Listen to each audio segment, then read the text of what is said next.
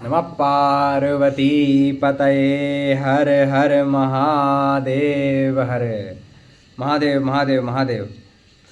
आज काशी केदार महात्म की 9वें अध्याय की कथा हम लोग लेकर आए हैं और बहुत बहुत स्वागत अभिनंदन आप लोगों का। जय जय विश्वनाथ। पिछले अध्याय में 8वें अध्याय में आप लोगों ने देखा होगा कि किस प्रकार गौरी जी ने श्राप दे दिया लक्ष्मी जी को, विष्णु जी को और गणराज नैगमेय को भी श्राप दे दिया कि तुम पृथ्वी पर जाकर क्षेम नाम के कवि हो, और विष्णु जी को श्राप दिया कि तुम व्यास होगे। उसके बाद अब आज के अध्याय में हम देखेंगे कि कैसे इन सब की निवृत्ति होगी शापों से, और ये पुनः पुनः अपने पद को कैसे प्राप्त करेंगे, कैसे भगवान के पद को प्राप्त करेंगे। आज के अध्याय में यही कथा है। तो चलिए बिना किसी देरी के श्री गणेश करते हैं। विश्वेशं माधवं ढुंडिं दंडपाणिं च भैरवं वंदे काशीं गुहां गंगा भवानी मणिकर्णिका महादिपार्श्वे चटते रमन्तं सम्पूज्यमानं सततं मुनीन्द्रे सुरासुरेरम्य छमहोर गांधी केदारमीशं शिवमेकमीडे केदारनाथं शरणं प्रपद्ये केदारलिंगं चयुदारलिंगं सम्पूज्यमानं सततं मुनीन्द्रे केदारपीठी सुरपूजितात्मा केदारनाथं मनसा स्मरामि केदारनाथं शिरसा नमामि। बोले केदारेश्वर भगवान की जय। श्री गौरी केदारेश्वराभ्यां नमः। अथ 9वां अध्यायः। ऋषि लोग कहते हैं, ज्ञान निधि व्यास के शिष्य गणों में श्रेष्ठ नैगमेय काशी में व्यास के साक्षात्कार से मनुष्य योनि से मुक्त कैसे हुए? सर्वज्ञ मूर्ति व्यास से उनकी कैसी बातचीत हुई? यदि हम लोग सुनने के अधिकारी हों तो यह रहस्य सुनाइए। सूत जी बोले, हे मुनि लोग, आप सब कोई सुने। अनवद्या ने भी यही रहस्य नाथ शर्मा के चरणों पर गिरकर पूछा था। तब सनत कुमार ने जो आदर के सहित वामदेव को सुनाया था वही उन्होंने उसे सुनाया, वही मैं आप लोगों को सुनाता हूँ। सनत कुमार बोले, क्या बोले सनत कुमार जी? वामदेव मुनि जी, व्यास और गणराज नैगमेय का संवाद तथा काशी में उसकी मुक्ति की कथा सब पापों की शांति के निमित्त सुनिए। जब गौरी लक्ष्मी के साथ सब पापों को हरने वाली काशीपुरी में आई और तीर्थ में स्नान करके लिंग की पूजा करती हुई शिव जी की आज्ञा से 12 बरस रहीं, तब शंभु केदारनाथ दया सिंधु ने 12 वर्ष बीतने पर सोमवार युक्त श्रावणी पूर्णिमा को शिवा से कहा। लिंग मूर्ति से वे परात्पर भगवान प्रत्यक्ष प्रकट हुए और प्रसन्न होकर गंभीर वाणी से उन्होंने गौरी से कहा। क्या कहा? हे गौरी, मैं तीर्थ स्नान और पूजा से प्रसन्न हूँ। तुम्हारे किए हुए हजारों अपराधों को भी मैंने क्षमा किया। ऐसा कहने वाले सदाशिव को नमस्कार करके गौरी बोली, हे स्वामिन, इस संसार में आपके अपराधी लोग अपनी मूर्ता से सचमुच कलयुग में आपकी महिमा ना जानने के अपराध से मुक्त कैसे होंगे? करोड़ों ब्रह्म हत्याएं और करोड़ों आगम्यागमन भी शिवा अपराध के लेश की 16वीं कला के तुल्य नहीं हैं। देख लीजिए, वाह। कोटियो ब्रह्म हत्यान नामगम्यम कोटयः शिवापराध लेशस्य कलाम नहर्ति षोडशीम। करोड़ों ब्रह्म हत्याएं और करोड़ों आगम्यागमन भी शिवा अपराध के लेश की 16वीं कला के बराबर नहीं है। वाह। तो इतना बड़ा ये हमारा पाप होता है शिवा अपराध। देख लीजिए, ऐसे पापी जीवों पर मेरी खातिर आप दया करें। हे विभो, आपके लिंग दर्शन और आपके सामने तीर्थ के स्नान द्वारा शिव जी के अपराध से मुक्त हो। तथा आपकी कृपा से सब पापों से भी मुक्त हो। इस प्रकार प्रार्थना करती हुई गौरी जी से केदारनाथ ने कहा, हे देवी, तुम हमसे ऐसा दुर्लभ वर मांगती हो, फिर भी तुम्हारी प्रीति के लिए मैं यह उत्तम वर देता हूँ।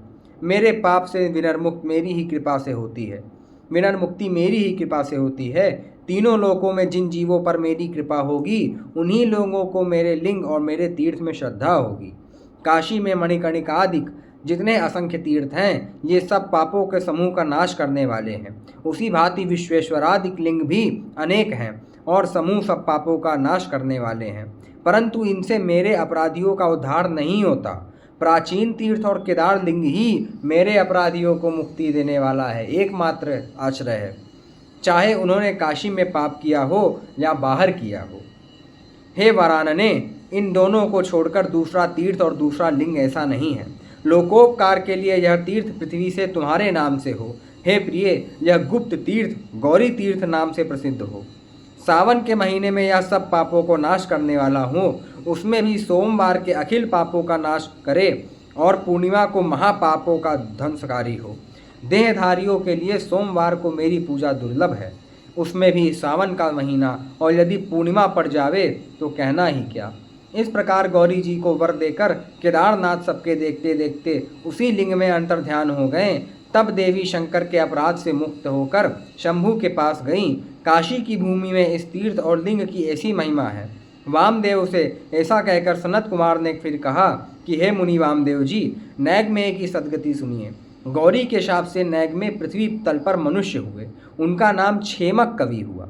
क्षेमक कवि पूर्व कल्प की 100 कथाओं को सुनने से उनकी बुद्धि ऐसी हो गई थी कि वे संपूर्ण वेद शास्त्र पुराण के घर हो गए। जो वेद पुराण शास्त्र तंत्र इतिहास पृथ्वी पर वर्तमान थे, उन सबका संग्रह करके उन्होंने एक ऐसा बढ़ चढ़ कर नया ग्रंथ बनाया नैगमेय जी ने। क्या? जिसमें शिव जी की कही हुई पूर्व कल्पों के वृत्तांतों की भी कथाएं थी। जो कथाएं शिव जी ने कही थी पिछले कल्पों में, पूर्व कल्पों की 100 कल्पों की, वह सारी कथाएं का एक ग्रंथ बना दिया नैगमेय जी ने। उसका नाम था बृहत कथा मंजरी। क्या नाम था? बृहत कथा मंजरी। उस ग्रंथ के सामने व्यास के कहे हुए पुराण स्मृति तथा अन्य शास्त्र बुद्धिमानों को निस्तत्व भासने लगे। जब सत्यवती के पुत्र व्यास ने ऐसे ग्रंथ की रचना सुनी, तब उनको यह चिंता हुई कि किस पुण्य से उस ग्रंथ का प्रचार पृथ्वी पर ना हो, किस प्रकार, किस उपाय से ना हो, कैसे। क्योंकि अगर वो उसका उपाय हो गया, प्रचार हो गया, तो व्यास जी के सारे वेद शास्त्र धरे के धरे रह जाएंगे। ऐसा ग्रंथ बना दिया नैगमेय जी ने। उसके प्रचार से तो मेरा ग्रंथ बनाने का परिश्रम ही व्यर्थ हो जाएगा। इस प्रकार भगवान बद्रायण को बड़ी चिंता हुई। इधर क्षेम कवि व्यास के कथन को रुई की भांति चोट कर फेंक देते थे।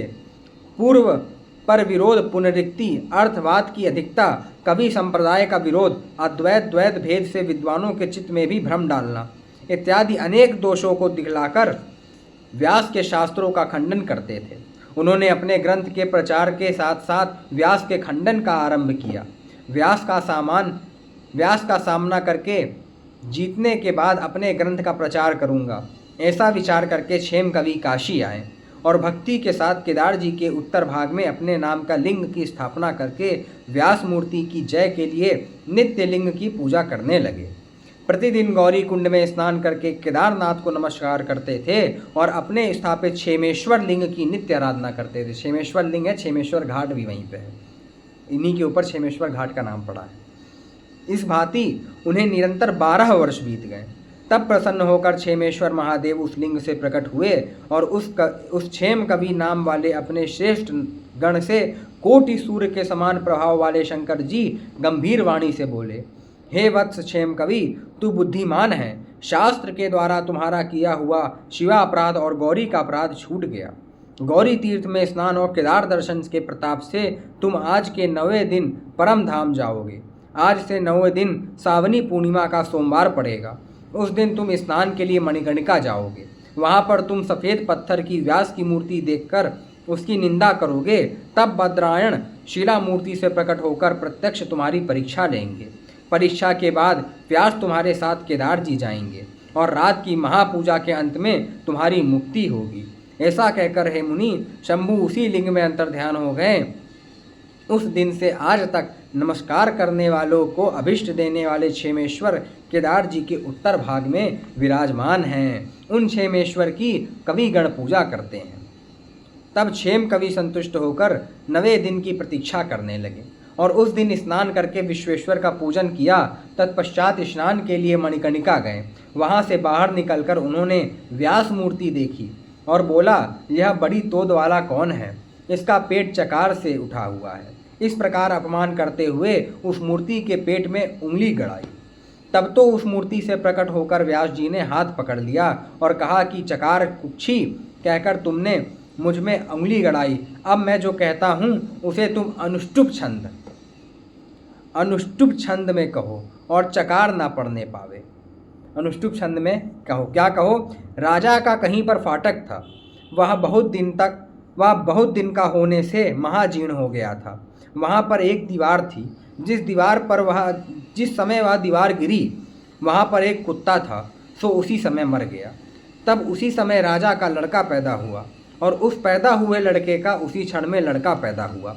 इसका कोई अर्थ नहीं है। व्यास जी ने परीक्षा लेने के लिए क्षेम कवि को बोला। ये जो वाक्य है एक तरीके का हास्यमय ही है, क्योंकि इसका सेंस तो कुछ बन नहीं रहा। परंतु व्यास जी ने परीक्षा के लिए क्षेमक कवि से कहा कि ये जो मैंने बोला है, ये जो वाक्य बोला है, इसका आप रचना करिए अनुष्टुप छंद में, तब मैं जानूंगा कि आप पंडित हैं। अब बिना चकार के तुम इसे तुरंत अभी कहो। 32 अक्षर, अनुष्टुप छंद 32 अक्षर का होता है। 32 अक्षर के अनुष्टुप छंद में यदि तुम इसे कह दो तो तुम निसंदेह कवि हो और मेरी रचना का जो तुम अनादर करते हो सो भी सच्चा है। बद्रायण भगवान के ऐसा कहने पर हंसते हुए उस कवि ने जवाब दिया कि इतना ही तुम्हारा कहना है और हो तो उसे भी कह डालो। ऐसा कहने पर उस कवि से व्यास जी ने कहा कि तुम इतना ही कहो, इसी से तुम्हारी पंडिताई देखी जाएगी।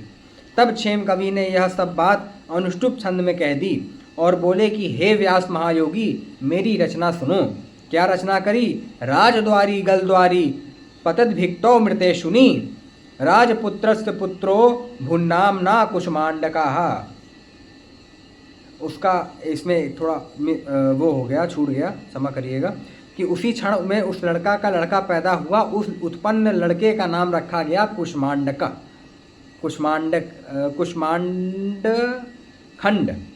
कुष्मांड खंड नाम रखा गया।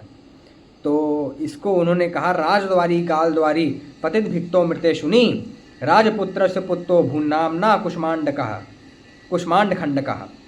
इसमें एक अक्षर ककार मैंने तुम्हारे खातिर बढ़ा दिया, नहीं तो अनुष्टुप से एक अक्षर कम में ही आपकी बात पूरी हो गई। इससे प्रसन्न होकर व्यास जी क्षेम कवि से बोले, तुम बुद्धिमान हो और शंकर की सेवा से तुम सब शास्त्रों को तत्व को जानते हो। हे कवि, आज मैं तुमसे प्रसन्न हूँ। मुझे पहले की बातें स्मरण आ गई। आप परमात्मा शिव के गण नैगमेय हैं। देवी के शाप से आप ब्राह्मण हुए। मेरा अवहेलना करके आपने अपना कर्तव्य ही किया। पूर्व काल में आपने शिव गौरी का रहस्य कहा था। हम आपके पूर्व जन्म के मित्र विष्णु हैं। गौरी की आज्ञा के पालन के लिए एक अंश से मैं मनुष्य योनि को प्राप्त हुआ हूँ। भर्ता के अपमान से रमा को अत्यंत लजवाने के लिए आपके द्वारा, जो कि उनके भक्त गण हैं और हमारे मित्र हैं, हमारा अपमान होना शिवा ने पहले ही कह दिया था। शिवा ने तो पहले ही कह दिया था पार्वती जी ने कि व्यास जी विष्णु व्यास होंगे और नैग में तुम ब्राह्मण रूपी मनुष्य होगे और व्यास जी का अनादर करके ही अपने श्राप से मुक्त होगे। वही बता रहे हैं। उनकी आज्ञा मेरे लिए एक मनवंतर यहाँ ठहरने के लिए है। हे कवि, तुम्हारा शाप तो शिव पार्वती की कृपा से शांत हो गया। आओ केदार जी चले, जो कि शिवा अपराध से उद्धार करने वाले हैं। ऐसी बातचीत करके वे दोनों व्यासदेव और क्षेम कवि शीघ्रता के साथ केदारनाथ के सन्निकट आए। प्राचीन मणिकर्णिका में स्नान करके केदारेश्वर की पूजा की और सावन की पूर्णिमा के सोमवार की महापूजा की, जो रात्रि को होती है। देखिए, दोनों आनंद से बैठकर हृदय में शंभु का ध्यान करने लगे। उन दोनों पर प्रसन्न होकर भगवान लिंग से प्रकट हुए। करोड़ों सूर्यों के भांति उनका प्रकाश था और करोड़ों चंद्रमाओं के भांति वे शीतल थे। गौरी के साथ बैल पर सवार नंदी आदि गणों से घिरे हुए और दोनों बगल में दोनों बेटे चूहे और मोर पर सवार हुए विराजमान थे। वेद बंदी होकर स्तुति कर रहे थे। जय घोष में दिशाएं व्यक्त हो रही थीं। अमृत रस को लजाने वाली वाणी से क्षेम कवि और व्यास से अपने बेटों की भांति आदर के साथ बोले कि हे क्षेम कवि और व्यास, हम तुम लोगों के भजन से प्रसन्न हैं। जैसी तुम लोगों की इच्छा हो वैसा वांछित वर मांगो। शंभु भगवान की ऐसी अमृतमय वाणी सुनकर दोनों आनंदाश्रु से भीग उठे और गदगद स्वर से बोले, हे सब लोगों के ईश भगवान, हे भक्तों को अभय देने वाले, आपके चरण कमलों का हम लोग दर्शन पा रहे हैं। अब हम लोगों को क्या प्रार्थनीय है। तिस पर भी जिस प्रकार से हम लोगों का मनुष्य भाव जाता रहे वैसा कीजिए। ऐसा कहने पर शंकर भगवान फिर उन दोनों से बोल उठे कि सुनो, तुम दोनों हमारे भक्त हो, तुम दोनों की आज ही मुक्ति ना होगी। केवल कवि को आज मनुष्य योनि से मैं मुक्त करूंगा। हम दोनों की आज्ञा से व्यास जी आप मनवंतर भर रहिए और भक्तों के उद्धार करने वाले मेरे रहस्य शास्त्र समूह का प्रकाश कीजिए। मेरी आज्ञा से तुम मनवंतर के अंत में मनुष्य योनि छोड़कर अपने अधिकार में जो शेष है उसे भोगकर तब मेरे पास आओगे। शंकर जी की बात सुनकर मुनियों में श्रेष्ठ व्यास जी ने कहा कि मैं आज्ञा अनुसार ही चलूँगा, पर मेरी विनती सुन लीजिए।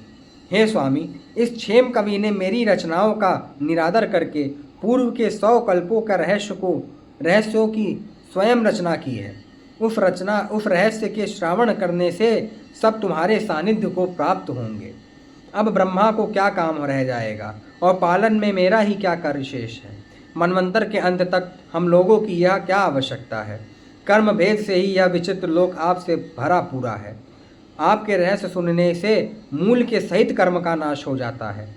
तो इसमें भी जो 100 कल्प का रहस्य इन्होंने बनाया है उसके तनक से भी कान में पड़ जाने से लोगों का कर्म निश्चय करके भस्म हो जाता है और वे लोग आपको प्राप्त होते हैं।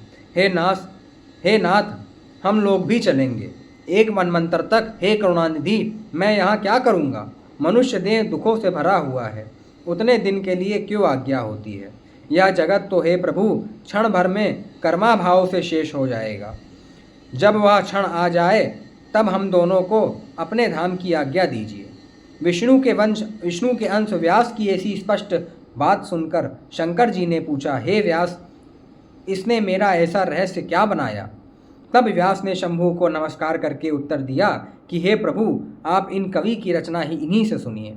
विष्णु के अंश भद्रायण की ऐसी बात सुनकर हंसते हुए शंकर जी ने क्षेम कवि से पूछा। तब क्षेम कवि सब रहस्यों की स्थली लोकों को तारने वाली अपनी रचना बृहत कथा मंजरी सुनाने चले। सो कि शंकर पार्वती के एकांत की बातचीत में 100 कल्पों की कथाओं की संग्रह स्वरूपा तथा महारहस्य स्वरूपा थी, जिसके सुनने से सदा मुक्ति मिलती थी। सुनने मात्र से सायुज्य हो जाता था। जिस रहस्य के अंश के लेश मात्र सुन पाने से शिवधान की प्राप्ति हो, जो सद्गुरु के समान पशुपाश पति ज्ञान देने वाला है, जिसमें सब वेद शास्त्र पुराण तंत्र इतिहास स्मृति धर्मशास्त्र आयुर्वेद ज्योतिष शब्द तर्क योग और दोनों मीमांसाओं का निर्णय और 100 कल्प के देव तीर्थ लिंग और क्षेत्र की प्रशंसा, इन सब शास्त्रों के सर्वस्व का सार और प्रत्येक कल्प के भिन्न सिद्धांत ज्ञान को मिलाकर शिव जी से उपदिष्ट सर्व सिद्धांत सागर रहस्य संक्षेप से 1 लाख श्लोकों में कह गए, जिससे तत्क्षण सर्वज्ञता की प्राप्ति होती है। ऐसे आपने बनाए हुए ग्रंथ को कवि ने सरदार को ठीक ठीक जैसे का तैसा शिव पार्वती के सामने सुनाया। सुकुमार फूलों की लरी या पुष्प निकाय की भरी की भांति जिह्वा दांत और मुख से उच्चारित मृदु वाक्यों से भरी अपनी रचना को पुत्र और गणों के साथ दोनों को सुनाया। तब पुत्र और गणों के साथ शंकर ने तत्काल मुक्ति देने वाले अपने अद्भुत रहस्य के महासागर को फूल की भरी सी वाणी में सुनकर उनका नया नाम रखा और पुष्पदंत नाम रख दिया। पुष्पदंत, पुष्पजीव और पुष्पास्य इन नामों से संबोधन करते हुए कहा, हे वत्स, इस रहस्य को तुम्हें इस समय प्रकाश करना उचित नहीं है। पृथ्वी पर लोग यदि इसे सुनेंगे तो सृष्टि का लोप हो जाएगा और कर्म का लेश भी न रहेगा। लोक में कर्म शेष के लय से ब्रह्मा विष्णु और ईश की रची हुई लीला कार्याभाव से उसी क्षण मुझ में लीन हो जाएगी। जगत की सृष्टि पालन और लय मेरी निज लीलाएं हैं। इनकी समाप्ति ना हो। इसलिए हे पुष्पानंद, इसे जल में फेंक दो। आज से मेरे गण तुम्हें पुष्पदंत कहा करें और मेरे अपराध से तुम्हारा नैगमेय नाम जाता रहे।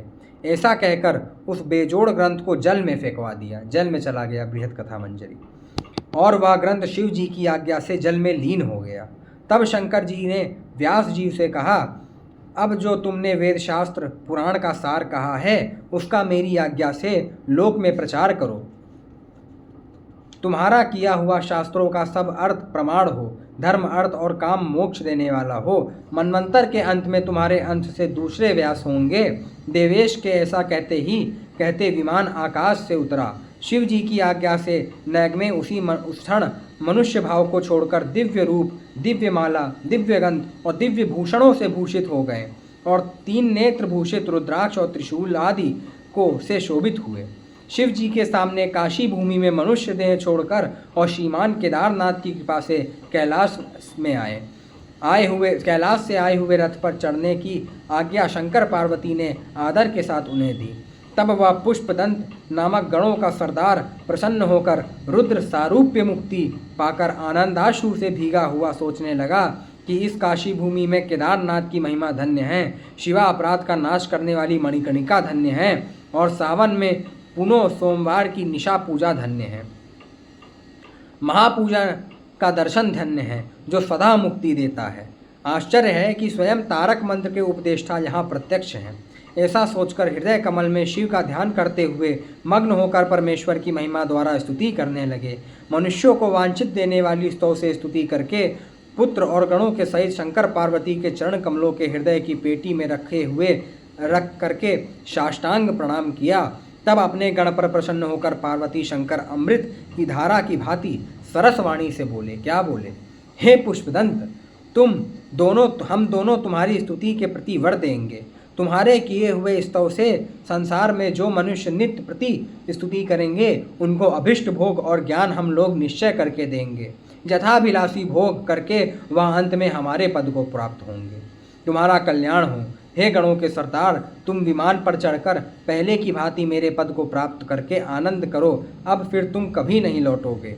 ऐसा कहकर सबके देखते देखते अपने गण और परिवार के सहित श्रीमान केदार जी के लिंग में अंतर्ध्यान हो गए। तब विमान पर चढ़ते चढ़ते गणों के सरदार ने व्यास जी से कहा, हे श्रीनिवास, हे महाविष्णु, मेरे अपराध को क्षमा करें। मैंने तुम्हारी निंदा की। तुम शिव ही हो, दूसरे कोई नहीं हो। शिव और विष्णु में तो भेद है नहीं, इसीलिए क्षमा मांग रहे हैं। शिव पार्वती की खातिर लीला के लिए रूप भेद में कीड़ा कर रहे हो। व्यास रूप हरि से ऐसी प्रार्थना करके पुष्पदंत विमान पर सवार हो गए। हे ब्राह्मण लोग, इस प्रकार से प्राचीन मणिकर्णिका तीर्थों में श्रेष्ठ है और केदार लिंगों में श्रेष्ठ है। इन दोनों का रहस्य इस प्रकार का है। हृदय से इनकी प्रशंसा करता हुआ पुष्पदंत शिवधाम को गया। इसी प्रकार केदारेश्वर की आराधना और 12 वर्ष तक तीर्थ में स्नान करके उनकी महिमा से गौरी शिवापराध से विनिर्मुक्त हुई। गौरी के कान से मुक्ति मणियों के गिरने से इसका नाम मणिकर्णिका न पड़ा। पहले से ही स्थित होने से प्राचीन कहलाई और तत्पश्चात वर मिलने से गौरी तीर्थ नाम पड़ा। इस प्रकार गौरी ने और नैगमेय ने जो शिव का अपराध किया था उसको धो डाला। केदारेश्वर के केदार तीर्थ का रहस्य और महिमा काशी में अतीव श्रेष्ठ है। इसका वर्णन शिवा परमेश्वर के कौन जान सकता है। उन्हीं की इच्छा ने जैसी बुद्धि को प्रेरित किया और जैसी मेरी बुद्धि है वैसा मैंने वर्णन किया। हे मुनि, तुमने पहले मुझसे पूछा था, सो कवि ने व्यास जी के सर्वज्ञ होने पर भी उनके गुणों पर आक्षेप किया। सूत जी बोले, हे मुनि लोग सुनिए। इस कथा को नाथ शर्मा ने अपनी प्रिया से कहा और वहीं गण का महात्म मेरे गुरु ने मुझसे कहा। यह सब पापों का विध्वंस करने वाली काशी केदार मूर्ति के रहस्य की सतकथा ईश्वर की भक्ति के साथ जो श्रवण पूर्वक मन में धारण करता है वह सचमुच है मुनिंद्र लोगों शिव पद को प्राप्त होता है। ती श्री काशी मूल से वर्ते खिले काशी केदार मत में 9वां अध्याय।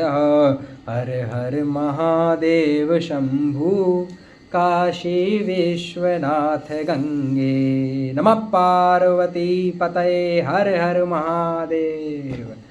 महादेव महादेव महादेव। आज 9वें अध्याय की कथा समाप्त हुई और कितनी सुंदर, कितनी आश्चर्यकारी कथा थी। कैसे किस प्रकार बहुत सारे रहस्य प्रकट हुए।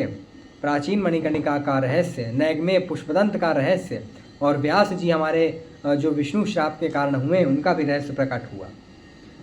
अब अगले अध्याय में हम लोग उस स्तुति को सुनेंगे जो नैगमे जी ने शिव जी से की थी, और बड़ी ही दिव्य स्तुति आप लोग सुने होंगे, हम जानते हैं, परंतु अगले अध्याय में वह स्तुति जरूर पाठ होगी। तब तक के लिए आप लोग बने रहिए और भगवान कृपा से काशी केदार महात्म संपूर्ण होगा। तब तक के लिए नमः पार्वती पतये हर हर महादेव। सा काशी त्रिपुरारी राजनगरी देयात सदा मंगलम।